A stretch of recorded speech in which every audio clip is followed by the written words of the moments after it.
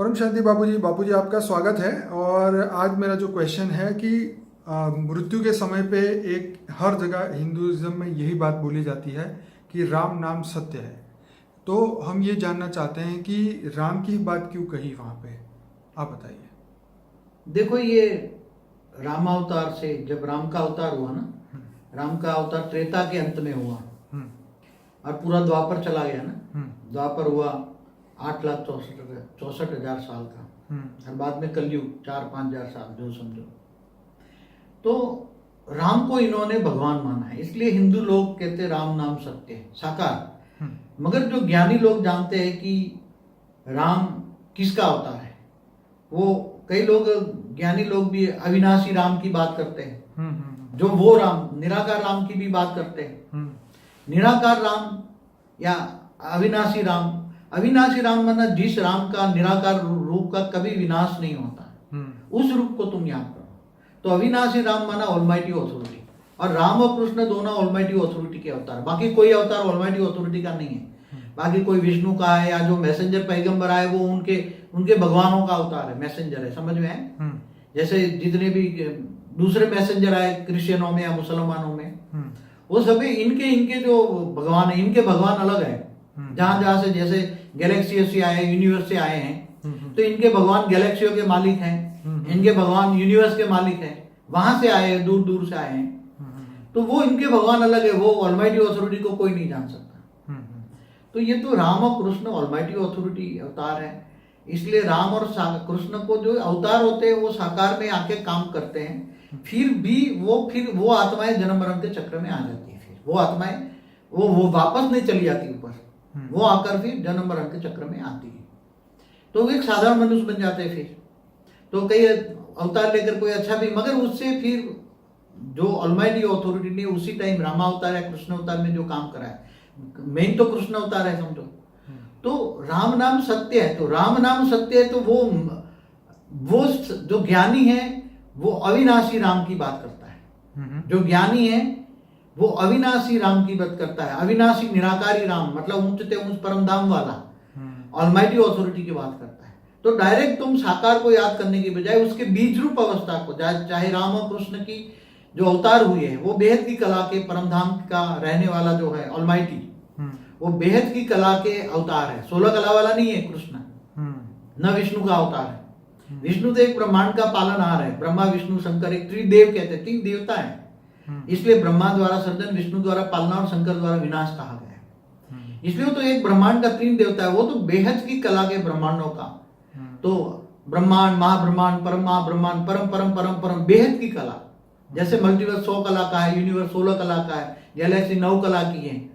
तो ऐसी तरह वो बेहद की कला के अवतार है, मगर वो निराकार स्वरूप में तुम याद करो। ऑलमाइटी ऑथोरिटी को तुम, सभी आत्माओं का वो ग्रेट ग्रेट ग्रैंडफादर है, क्योंकि वो सभी आत्माओं का रचयिता का रचयिता का रचयिता का रचयिता का रचयिता का रचयिता, ग्रेट ग्रेट ग्रैंडफादर है।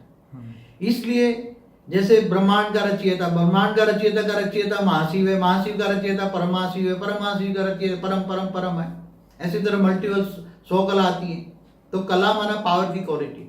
तो अविनाशी परम राम को, अविनाशी निराकार राम को याद करो ऊंचते ऊंच परम धाम में, तो असली राम नाम सत्य से तुम बच जाओगे।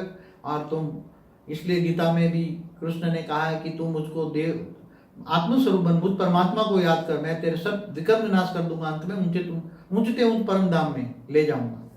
तो तुम्हें निराकार रूप को याद करना चाहिए। साकार को तो, अब साकार को याद करोगे तो वो तो हो गई भक्ति। भक्ति माना भावना, तो भावना का भाड़ा मिलेगा। भक्ति में क्या मिलेगी? भावना का माना, ज्ञान माना प्रकाश। ज्ञान से तुम जानो, मुझे जानोगे। और गीता में कृष्ण ने क्या कहा है? तुम मुझे जानो। कैसे जानोगे? ज्ञान से। ज्ञान है पहचान। मुझे ऐसा लगता है बापूजी, जब अंतिम समय में जब उसको आत्मा शरीर को लेके जाते हैं जलाने के लिए, तो बार बार ये उसको याद कराया जाता है कि राम का नाम ही सत्य है और उसी को तुम याद रखना, और वही जो है राम का नाम ही तुम्हें आगे लेके जाएगा और शांति प्रदान करेगा। देखो, राम भक्ति मार्ग वाले साकार राम की बात करते हैं, और जो ज्ञानी पुरुष है अविनाशी निराकार राम की बात करते हैं। तो ज्ञानियों का अलग चीज है भक्ति मार्ग का। तो जो साकार रूप को याद करते हैं वो है भक्ति मार्ग। और उसके बीज रूप अवस्था, ओरिजिनल रूप को अवस्था में याद करते हैं।